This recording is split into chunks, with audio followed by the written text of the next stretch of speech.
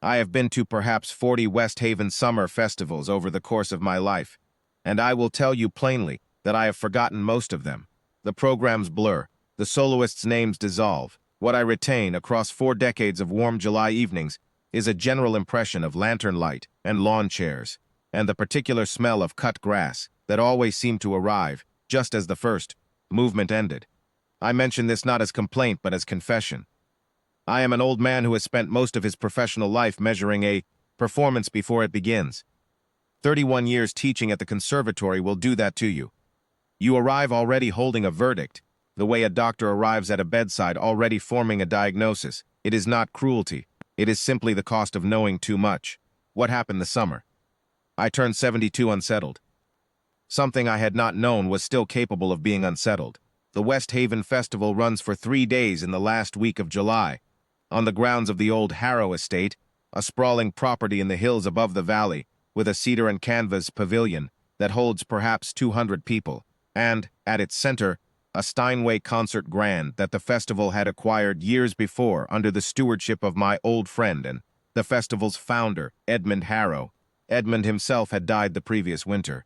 I came partly out of loyalty to his memory, partly because his daughter had written to ask if I would attend, and partly, I think, because as I had not left my house for anything longer than a walk in some months, and the invitation felt like a reasonable pretext to behave like a living person again. I arrived on the afternoon of the second day, well before the evening concert. The caretaker, a stocky man named Birch who had worked the estate for a decade, met me at the gate and walked me up the gravel path to the pavilion to show me where the program notes had been left. He had with him his son. The boy was perhaps 10 years old, on the small side, wearing a dark green t-shirt that had seen a great many washes and trousers that were at least an inch too short. He walked half a step behind his father with the specific silence of a child who has learned that being quiet is the price of being allowed to come. I nodded to him. He nodded back. Inside the pavilion, the chairs were still being arranged, and the Steinway sat at the center of the empty stage, lid propped, waiting. Birch collected a set of keys from the stage manager and went to see about a problem with the rear gate. The boy stayed. He stood at the edge of the stage and looked at the piano. I found my program notes and settled into a chair in the third row. I was watching the boy without meaning to. He climbed the 2 steps onto the stage with a care that struck me as serious. Not the careless scrambling of a child after something bright and forbidden. A considered approach. He stood beside the piano for a moment, the way you might stand beside something vast before you decide whether to enter it. Then he sat down on the bench, adjusted it with both hands, the small, precise gesture of someone who has done this, and placed his fingers on the keys. He did not play immediately. He sat with his hands resting there, not pressing, just feeling the weight of the keys through his palms. And then he began. The opening of Schubert's last piano sonata, the B-fleet major, D960, is one of the most quietly devastating things in all of Western music. It does not announce itself. It arrives the way a tide arrives, gradually, the shore simply becoming wet, a long singing melody in the right hand, unhurried, almost conversational, and beneath it the left hand holding a low tremolo in the bass that vibrates at the edge of hearing, less a note than a presence, the musical equivalent of distant thunder on an otherwise still day. The boy played it, not approximately, not in the general shape of it. He played it. I sat very still. My program notes were in my lap, and I did not look at them. The melody moved through the pavilion, and out under the cedar roof, and into the warm afternoon air, and it occurred to me that I had not heard Schubert played with that particular quality of patience. That sense that the music had all the time in the world and was not anxious about it, in a very long time. The 10-year-old son of a groundskeeper, sitting at the Steinway in a too short pair of trousers, was playing one of the hardest things Schubert ever wrote, as though he had been waiting all morning to tell it. I did not move for perhaps 4 minutes. Then the footsteps came. Harland Voss was the festival's artistic director, a position he had held for 6 years, and filled with the specific breed of authority that arrives in a man who has spent long enough adjacent to great talent that he has mistaken the proximity for the thing itself. He was 50, well-dressed, and carried with him at all times an expression of preemptive disappointment, as though the world had already failed his standards, and was simply in the process of confirming it. He came in from the rear of the pavilion, stopped when he heard the piano, and walked quickly to the stage. "What is this?" The boy stopped. He turned. Voss looked at him the way a man looks at something he intends to remove. "Who let you in here?" "My dad," the boy said. "He works here." "I know who your father is." Voss mounted the stage 2 steps in one stride. "This isn't a practice room. This instrument is for tonight's program. You don't belong here." The boy did not argue. He did not look frightened exactly. He looked the way a person looks when something familiar is happening. He moved to stand. "Oh, go on then." Voss had turned to the stage manager, who had appeared at the entrance. He gestured toward the boy with the back of his hand. Something dismissive. Something that included an audience, now that 2 or 3 festival volunteers had drifted in to watch. If he's so determined to sit at a concert grand, let him play something. Let's hear it. It was not a generous invitation. The boy looked at Voss for a moment, then he sat back down. "I have thought about what happened in the next 3 seconds many times in the years since." The way the pavilion went quiet, not the quiet of an audience settling, but the quiet of a room becoming unsure of itself. Voss stood with his arms crossed. The volunteers watched. The stage manager watched. I sat in the 3rd row with my program notes still in my lap. The boy placed his hands on the keys. He found the opening phrase again, as though he had only set it down for a moment and was simply picking it back up. The low bass tremolo resumed. That subsonic presence, that bass note that sits just below the conscious ear and vibrates in the chest instead. The melody above it, long and unhurried, the first theme. Voss did not move. He stood where he was, arms still crossed, and something changed in his face. Not all at once, not in any way a man would want witnessed. A small change, like the surface of still water when something moves beneath it.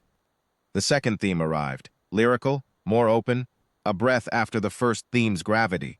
And the boy played it with a rubato that was neither tentative nor showy. It was the rubato of someone who understands that the music breathes, and that the pianist's job is to breathe with it. By now there were perhaps 15 people in the pavilion. They had come in 1s and 2s, drawn by the sound in the way that music, when it is genuinely alive, makes it difficult to be somewhere else. No one spoke. No one was looking at their phone. One of the volunteers, a young woman in a festival lanyard, had sat down in the back row and was leaning forward with her hands folded in her lap. Voss uncrossed his arms. He did not sit, but he uncrossed his arms and he put one hand on the back of a chair, and he stood like that, listening. The boy moved through the first movement with a steadiness that I can only describe as earned. Not the mechanical steadiness of rote practice, but the deeper steadiness of someone who has lived inside a piece long enough that he is no longer navigating it, but inhabiting it. There is a passage in the development section where the harmony shifts into a region of genuine darkness, a sudden minor key that feels like a door opening onto something the composer had been avoiding. And the boy went there without hesitation, without overplaying it, without the flinching that lesser pianists use to signal to an audience that something significant is happening. He let it be dark. He let it resolve in its own time. The slow movement, the andante sostenuto, undid me.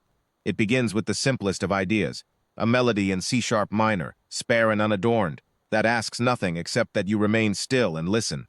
Schubert was dying when he wrote this sonata. He knew it. The music knows it too. Not in the notes themselves, but in the space between them, in the hesitations and silences that the pianist must honor with the same care given to the sound. The boy honored them.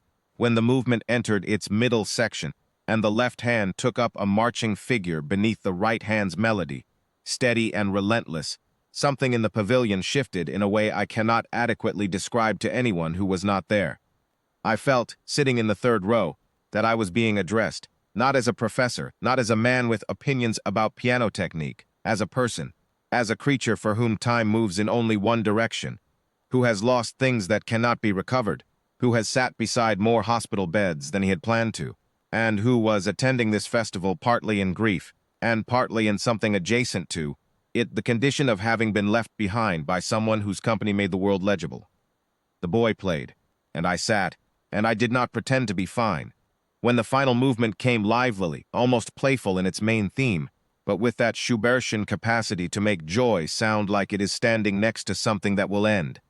The pavilion was full, perhaps 60 or 70 people, some standing at the sides, drawn in from the grounds and the bar and the car park path, the way moths are drawn, and equally unable to explain it. The last chord settled. The boy lifted his hands from the keys. 3 seconds passed, perhaps 4. The kind of silence that is not an absence of sound but is itself a form of response. The audience's lungs and voices holding together in a breath they are not yet ready to release. Then they rose. Not all at once, but in a wave. From the back forward, the way a standing ovation moves when it is real. When it is not polite but involuntary, the body standing before the mind has finished deciding. The young woman in the festival lanyard was already on her feet, the stage manager, the volunteers. An older couple who had been sharing a program stood holding it between them, neither of them aware they were still holding it. I stood. I did not cry, though I am aware that the distinction may be academic. Harland Voss stood at the side of the stage. He had not moved from that position for 35 minutes. When the applause began and the boy turned on the bench, blinking a little at the size of the sound, Voss did something I have carried with me since. He walked to the piano. He stopped in front of the boy, and he looked at him for a moment.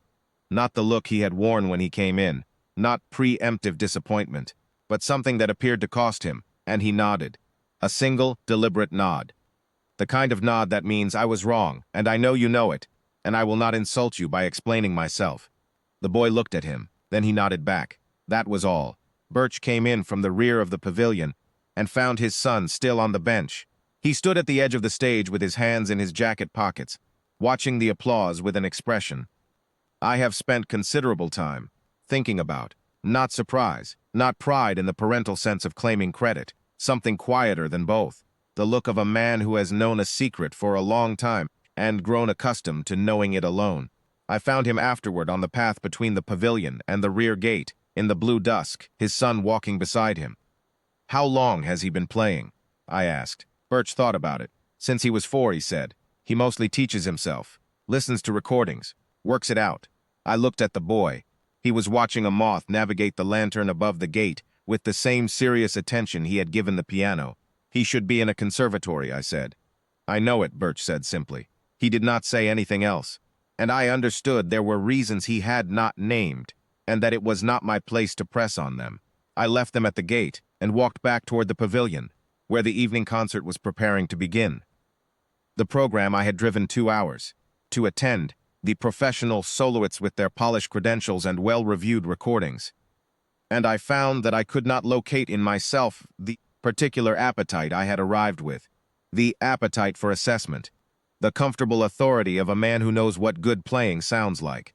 A 10-year-old boy in 2 short trousers had taken that from me and given me something better. I have been to 6 West Haven festivals since that evening.